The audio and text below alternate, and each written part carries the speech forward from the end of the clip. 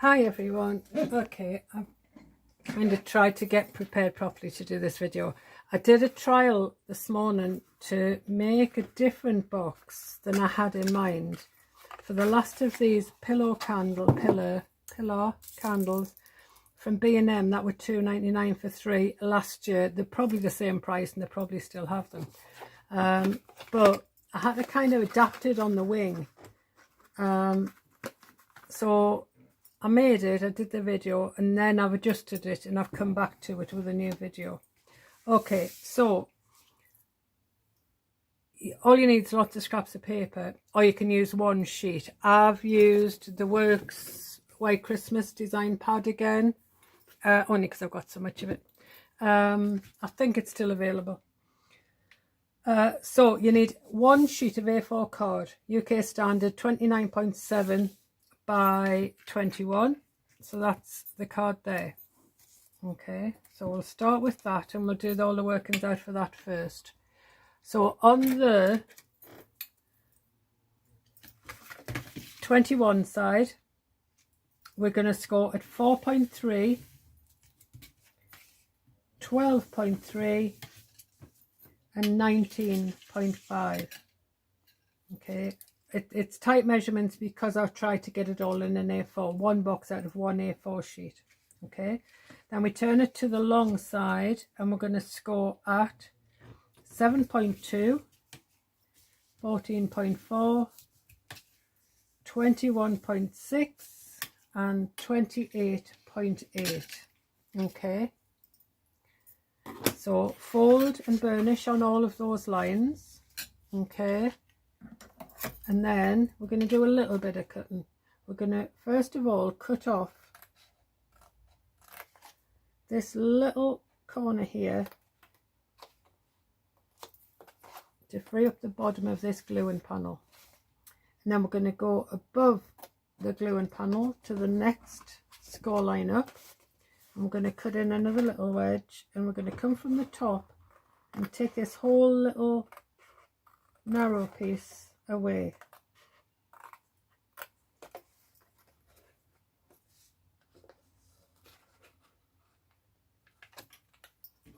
Okay, that's all we've done there so far. Then we're going to go along each of these score lines and cut up to them, just a straight line, no wedging, up to the next score line to free these up. This is going to be the bottom of your box.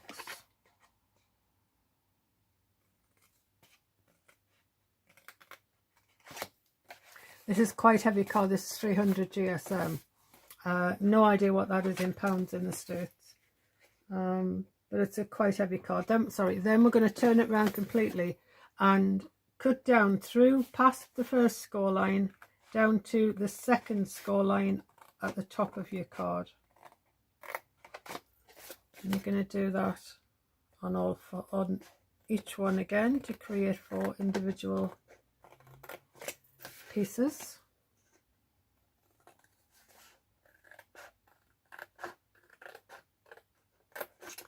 Okay, so one of these pieces we're going to cut away completely. This one, we're going to cut this one completely away. Okay, and then on this one to the right, these panels to the right and left of it, we're going to cut pretty much in half. Okay, so I'm going to go ahead and do that now. It doesn't have to be exactly half, as long as it's a fairly decent piece. And then cut very, very, very, very shallow wedges out of this side of this, because these are the inner panels that hold the lid in. Okay, so we might need to cut more later, but for now just keep them very, very shallow. So I'm cutting the 2 fold in panels first. These scissors need sharpening. Okay, then I'm going to cut this one out completely. It is not required. Okay, So this is what we have now. So we have 2 half panels cut rather badly with blunt scissors. 1 full panel cut even worse because I can still see the score line. So I'm just going to neaten that up. It's definitely my scissors need sharpening.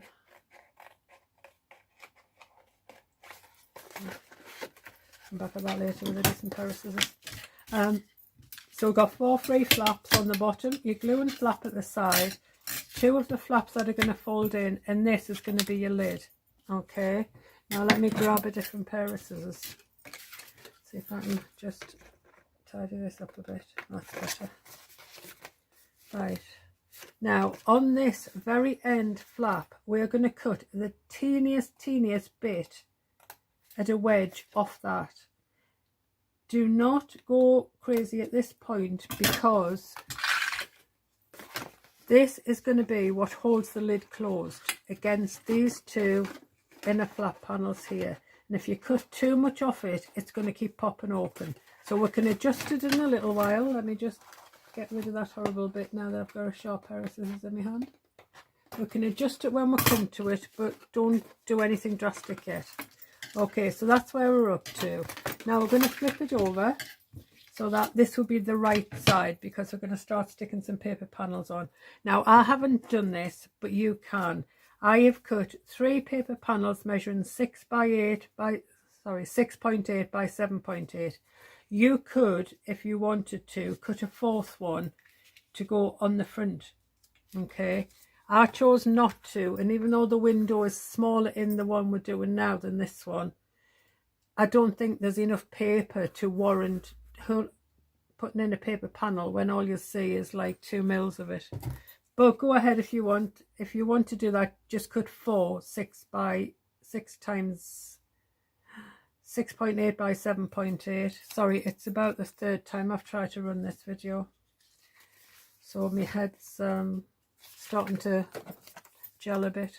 Right, so I'm going to stick the panels down now. I've just filled my glue up, so it's probably running a bit thicker than I would like it to. So I'm going to just stick all my panels down on the 3 sides. This is your front. The one with no tab above it is the front of your box. Okay, so in my case I'm not sticking a panel there.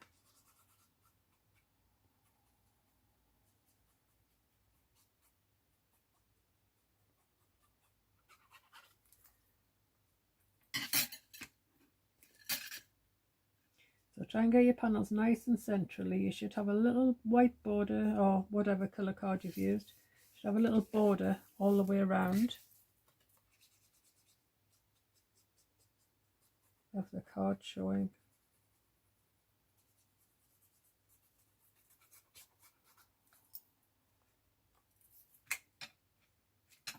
I'm getting the gluing out of the way before I go near the acetate, because I have this horrible habit of getting glue on the acetate no matter what I do. And then the paper panel for the lid, so that's the one for the sides. The paper panel for the lid measures 6.8 squared centimeters, of course.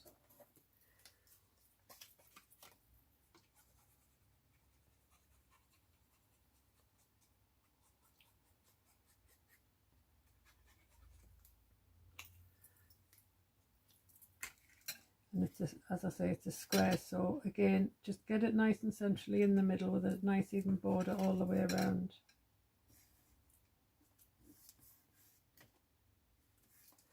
Okay, that's all done.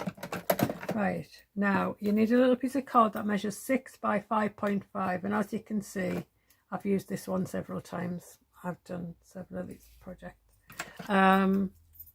All you need to do is put a little bit of glue on the back. Don't go mad with the glue because it'll take too long to dry, and you'll be sitting there waiting for it to dry when you could be getting on with other stuff. But what we're going to do is, which I learned from this first box, we're going to bring this template down towards the bottom, so it's about 1/2 centimetre off the bottom score line here. I'll fold that in, you'll be able to see better. But it's about 2 centimeters off the top. That is to leave room for this panel to go inside here and not be visible. Okay, but otherwise you want it in the center between these two.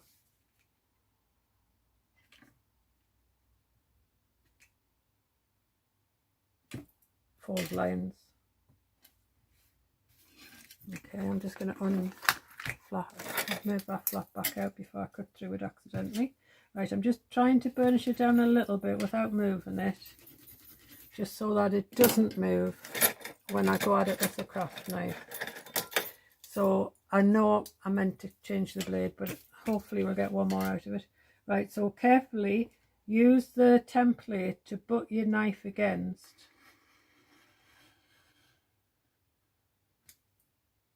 And cut around your template.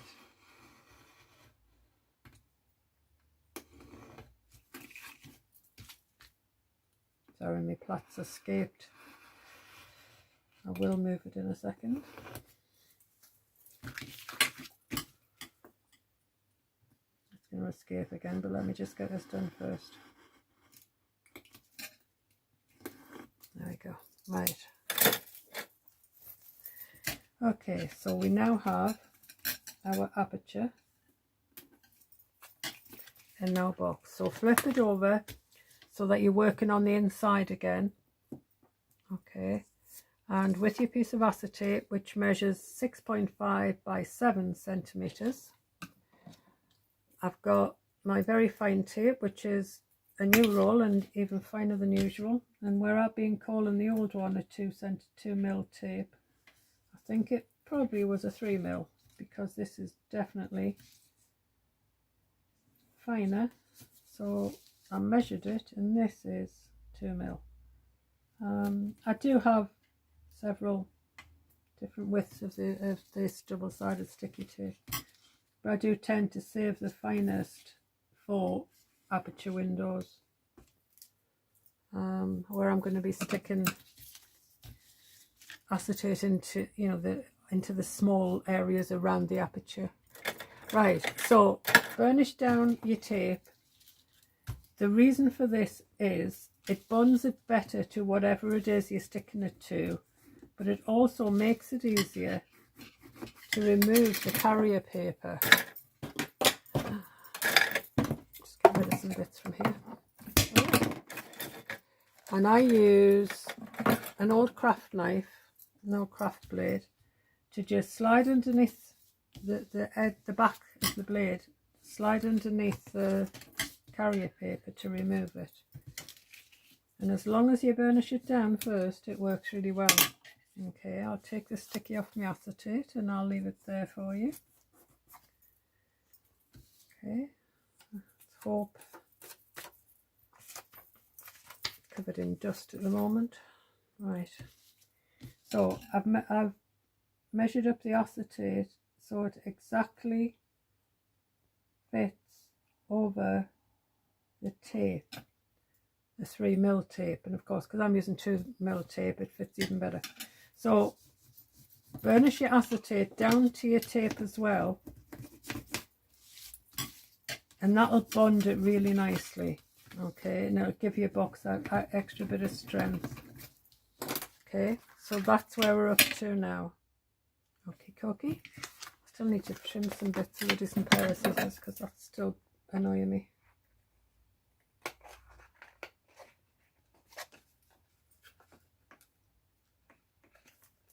The best I can do, I think, for now. Okay, so that's where we're up to. So now we're going to use this glue and tab to glue the box together. Now, I have seen people, let me just, can I just, yeah, just while I think of it, the most important place for your glue on your glue and tab is up against the crease, because that's the bit that's going to join and be shown on the outside of the box. But as I say, I've just filled my glue, so it's coming out a bit more excessive than I wanted to, so I'm just going to wipe some of that away. There we go. Right, I've seen people do that to join their box up. I just can't do it. I always end up picking it up and lining up the score lines. I don't know why, I'm just not comfortable just folding it like that, and besides I get glue on my acetate, so I tend not to. So stick your box together, try and get the nice sharp corner, and then as you fold it over, it's more difficult with card because it doesn't have as much give as double-sided paper. I burnished down the glue and tab to make sure it's properly stuck. Okay, good to go still. Right, so this is where we are now. All right, so I'm just going to fold these down just so I can turn the box upside down.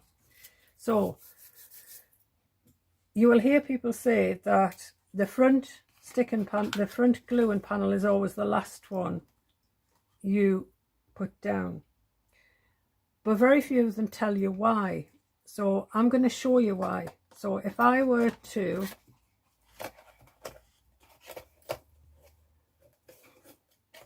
let's do that the other way. If I were to use that as the front, even glued down, you can see the edges of the paper of the card underneath of the flaps, okay? But by leaving the front panel to last, that'll never happen because you will only ever see the crease. Okay, that is why everyone says leave the front flap to last. Okay, but because I was determined to get this box out of one sheet of A4,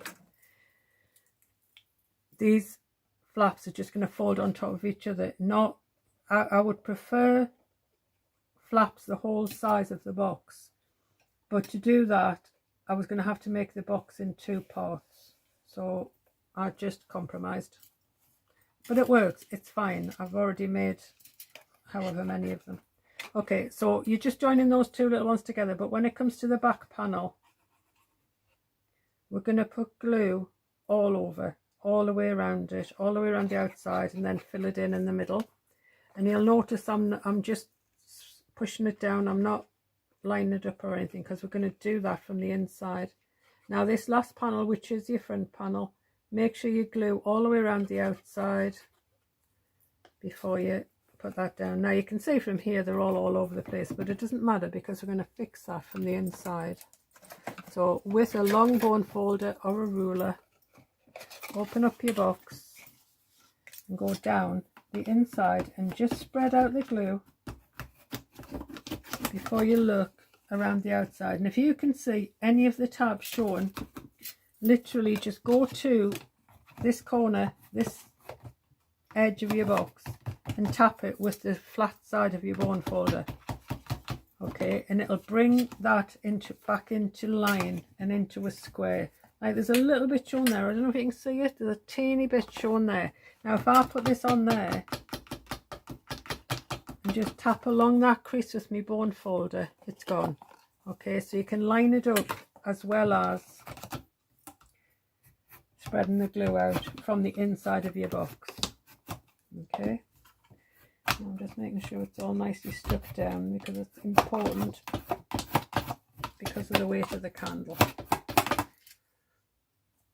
Yeah, that's good. Right, so now with only that little teeny bit we took off this flap, we're going to try and see if the box closes and stay closed. If it doesn't, it's actually not far off. We're going to take another tiny little bit off. Okay, so just work in tiny little bits. You're not even talking a millimetre. I'm using the dodgy scissors again, aren't I? You're not even talking a millimetre. You're talking like 0.5 millimetres here. Because what you're aiming for is that if you turn this box upside down, the lid won't pop open with the candle inside. Seriously, that's what we're aiming for. Right, I'm almost there. It's a bit too tight. I'm going to come in from the other angle and come from here and go down.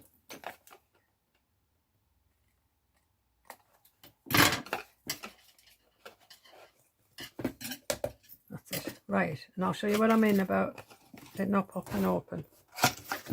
Okay, which is why I wanted to adjust the window, because I had to end up cutting the flap this little bit shorter on the first one I did. We're going to cover the candle, but I just want to show you what I mean. Okay, with that in, you should be able to turn your box upside down and the candle not fall out. Okay, so that's why it's important to do this a little bit at a time. Okay, right, that's your box ready. Your candle wrap measures 25 centimeters by 6.25 centimeters. Okay, I'll put that down there as well in case you need it. And all we're going to do is clear a bit of space, grab a bone folder. We're going to roll it, we're going to kind of pull it around your bone folder. Sometimes I do it around the edge of my cutting mat, depending on how wide it is. Either way works, because all you're doing is trying to get the curl going to make it easier to wrap it around your candle with. Right, I'm trying to ignore them scissors so that if I leave them there, I'll remember they need sharpening. Right, so all you do, but bear one thing in mind, which I've said throughout my videos when we're working with candles, is don't put this wrap on so tight that you can't get it back off. Because if somebody not thinking, maybe had a glass of wine or two, thinks, oh, I like that candle, and lights a candle with a paper on, it could cause a fire. So what you need is the paper to be on, but easily slip off. So basically, more or less, when they're pulling it out of the box, the paper's starting to come off, and that'll remind them to take it off.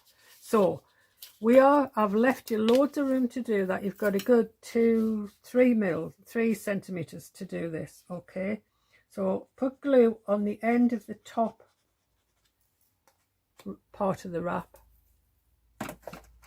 and that gives you loads of space to just play around with it to get it where you want it. Hold it in place. There we go. Yeah, I'm happy with that. What you don't want it falling off, but you don't want it so tight that it doesn't slide off easily either. Okay, now you can do it maybe a little bit tighter than that if you want to. Then I'm going to bunch it down my bone folder just to spread that glue out.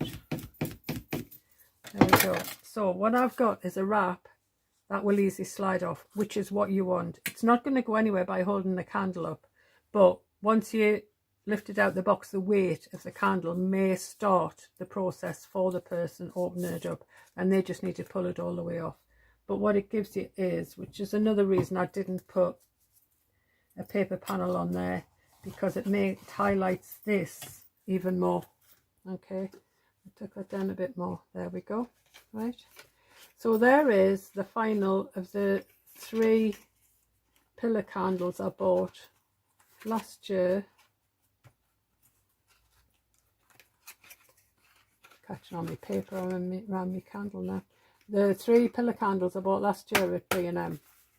Okay, so you can just then go ahead and decorate your box. I mean, you could put a big flower on the front of there, would look quite nice. Anyway, so there's your 3rd pillar candle box made with sheets from the White Christmas from the Works.